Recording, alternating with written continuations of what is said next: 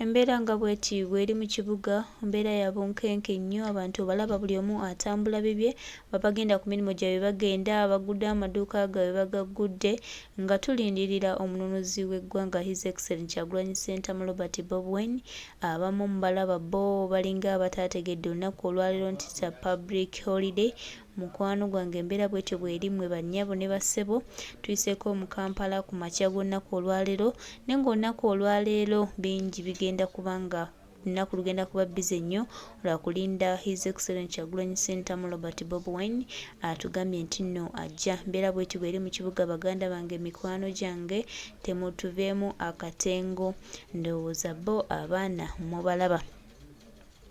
Kyagulanyi Ssentamu Robert Bobwen essaawa zigenda kuba nnya, bannayuganda ffenna tugenda genda Ntebbe, tewali asigala, ffenna ekibuga kigenda kuggalwa era simanyi bano abeekezza ne baggulawo amaduuka kikigenda kubaddako, naye ng'embeera yeeyo bw'atyo bwekyali ku makya g'olwaleero. Essaawa zikyali 12, emirimu bw'egityo bwe giri, naye ng'olunaku olwaleero history wa Uganda agenda kuba akyukamu era tugenda kulaba history ow'enjawulo. Ndowooza abantu mubalaba, abantu bakeera kugenda kunoonya 10. Yes, naye byonna bye bigenda okubaawo mu maaso awo ate nabyo tujja kuba tubiraba. Mbeera bw'etyo bwekyali baganda baffe, mikwano gyaffe mwenna. Tulindira His Excellency Kyagulanyi Ssentamu Robert Bobwen olunaku olwaleero ng'ennaku z'omwezi 5 lwe yatusuubiza lwagenda okukomawo mu ggwanga, ate tutandike phase 2 Kampala, naye agenda kuwuma. Mbeera bw'etyo bw'eri baganda bange, mikwano gyange. Sinnalabayo nnyo basecurity, ndowooza leero baatwesonyiwe bagenda kutuleka tukole emirimu gyaffe nga tulina ogikola, tunule eggwanga lyaffe nga tewali atukoonyeeko wadde oluyi, kubanga ndaba ng'abaatwesonyiye, naye ng'ate ssaawa zinaawerera 3-4 nabumujja balaba bagenda tandika okuba nga beeyiwa. Mbeera bw'etyo bw'eri bannayuganda bakola mirimu gyabwe, tewali kigenda mu maaso, naye nga ffe tulindiridde mukulembeze ffe twatuuse dde Ntebbe, tewali atugambako. Tuye ne tulinze His Excellency Kyagulanyi Ssentamu Robert Bobwen kwegamba buli kimu bwe kityo bwe kiri. Gwe mukwano gwange naye muganda wange, tuli mu kibuga Kampala mukwano. Nsubira embeera nawe ogiraba bw'etyo bw'eri ddala.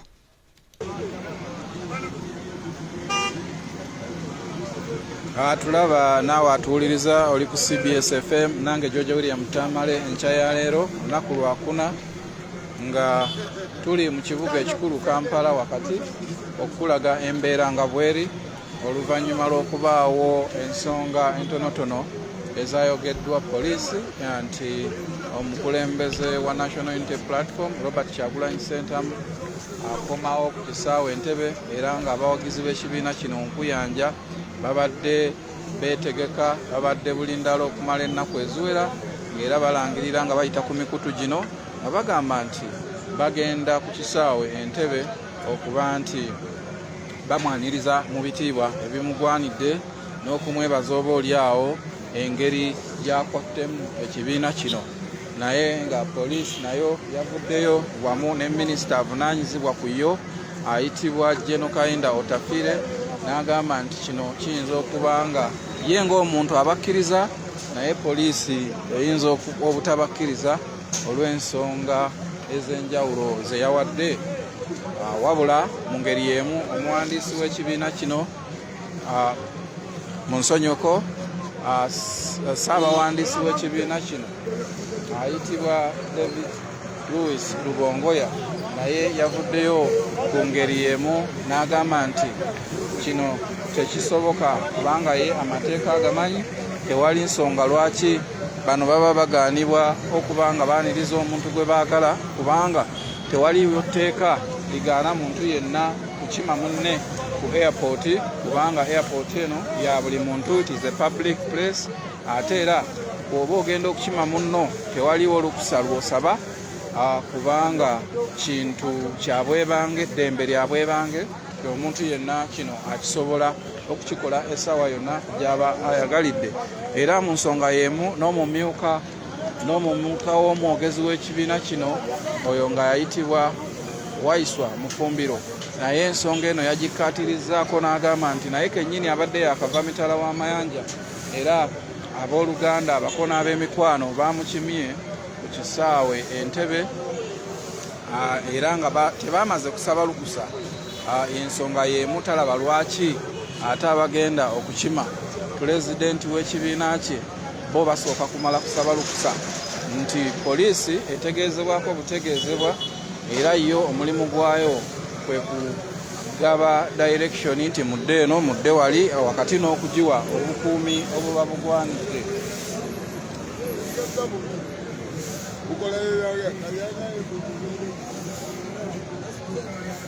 Wakati n'okugiwa obukuumi obuba bugwanidde mu nsonga eyo. So wetwogerera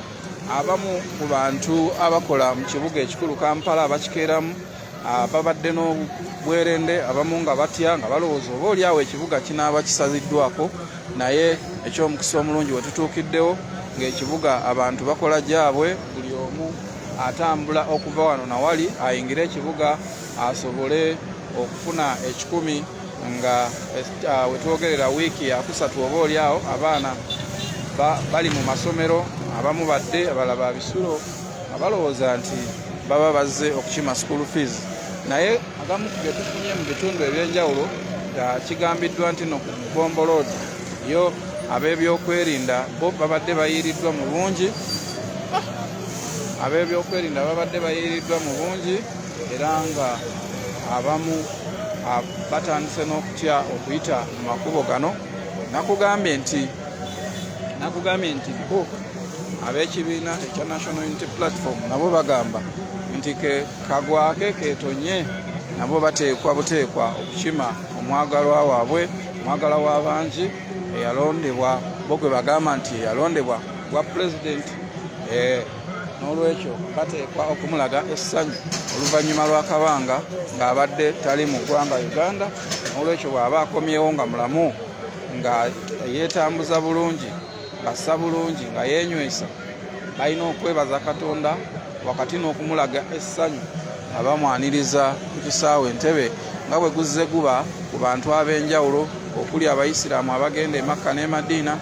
okuli abantu ab'emipiira, ab'ebyemizannyo ab'enjawulo, abaddusi, bonna nga bwe bakimibwa ku kisaawe. Nabo bagamba nti ono y'omu ku bantu ab'amaanyi abannaggwano abasukkulumu abateekeddwa okuba nga bakimibwa mu ngeri etali ya bulijjo. So ekibuga Kampala nkugambye nti bwekitunula ekibuga Kampala bwekitunula abantu bo basobodde okukiyingira wadde nga bajja kimpowooze olw'ensonga nti obudde bubadde bwakakya,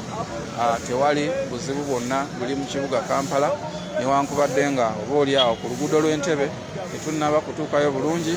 naye abamu ku ttiimu zaffe banaaba batuuse mu kifo kino luguudo lw'Entebbe luno, nabo bajja kuba batwongera okutuwa ebisingako awo. Mbadde George William Tamale wano mu kibuga ekikulu Kampala nga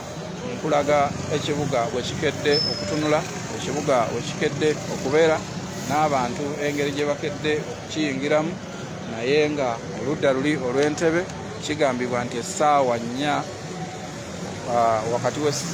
wakati w'essaawa 4 n'eziddako awo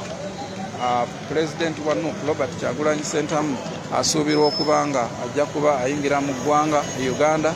era nga n'abawagizi oba bannakibiina abakukuutivu beesomye okuva Ebule n'Ebweya okuli n'ab'e Masaka City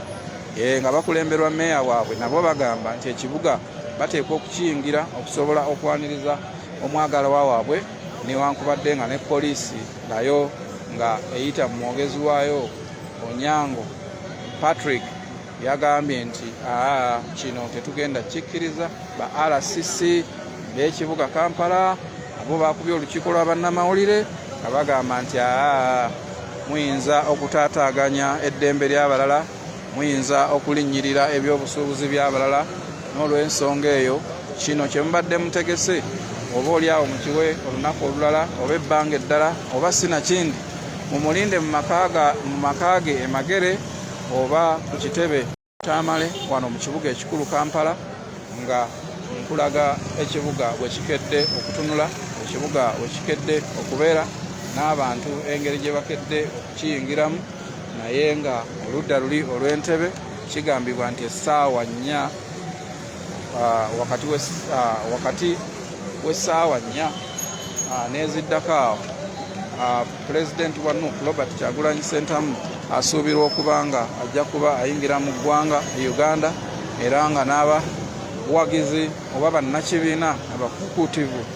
beesomye okuva Evule n'Ebweya okuli n'ab'e Masaka City nga bakulemberwa mmeeya waabwe, nabo bagamba nti ekibuga bateekwa okukiyingira okusobola okwaniriza omwagalwa waabwe, newankubadde nga ne poliisi nayo nga eyita mu mwogezi waayo Onyango Patrick yagambye nti kino tetugenda kikkiriza. Ba RCC b'ekibuga Kampala abo bakubye olukiiko lwa bannamawulire nga bagamba nti muyinza okutaataaganya eddembe ly'abalala, muyinza okulinnyirira ebyobusuubuzi by'abalala, n'olw'ensonga eyo kino kye mubadde mutegese oba oliawo mukiwe olunaku olulala oba ebbanga eddala oba sinakindi mumulinde mu maka ge Emagere oba ku kitebe e Kamwokya. So yensonga ebadde awo, newankubadde nga nabo bagamba nti kino tekisoboka, lino ddembe lyaffe kuteekwa okukima pulezidenti waffe, omwagalwa waffe. So bwetyo bweri mu kibuga Kampala, baganda baffe, mikwano gyaffe, embeera bwetyo bweri ya bunkenke, naye nga tubagamba ffe tujja ab'Entebbe tujja mutwerindirire olunaku lwa leero, ennaku z'omwezi 5 omwezi gwa 10 mwaka 2023 olunaku lwa 4 olunaku mulindwa Kyagulanyi Ssentamu Robert Bobwan His Excellence ali naffe wano, baganda baffe, mikwano gyaffe, tubeere bulindaala ekwaniza His Excellence Kyagulanyi Ssentamu Robert Bobwan Kampala bw'atyo bwali olunaku olwaleero, baganda baffe, mikwano gyaffe, tubategeeza nti byonna mulindwa litubadde tulindiridde ebbanga lyonna. Omukulembeze w'eggwanga, omununuzi w'abantu, the People's Hope, olunaku olwaleero ali naffe mu kibuga Kampala.